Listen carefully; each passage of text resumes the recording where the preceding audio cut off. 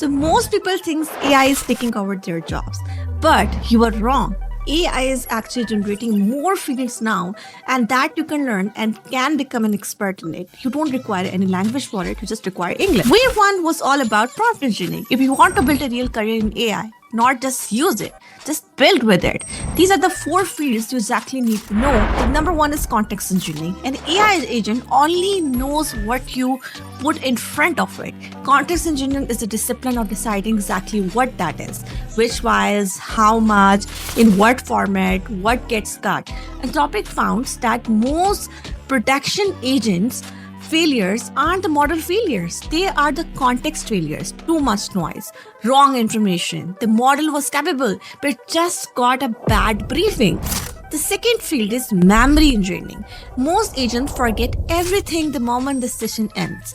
Memory engineering decides what moves to the short-term memory versus long-term storage and builds the retrieval layer that surfaces the right thing at the right time. Done right, your agent walks into every task already knowing your history and context.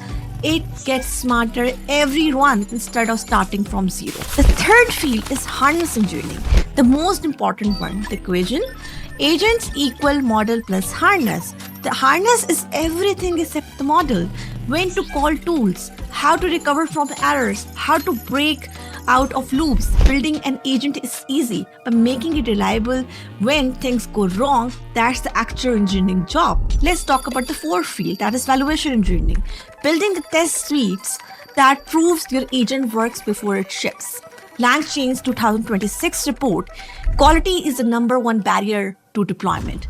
Society paid 2% of engineering teams. Most teams are still shipping agents without proper evals. And exactly why the field exists and why companies are hiring for it right now. 4 fields, wave 2 is here, comment context, and I will send you the full breakdown with the sources. So learn these and you will become an expert in AI and you still have a chance to do something new. Thank you.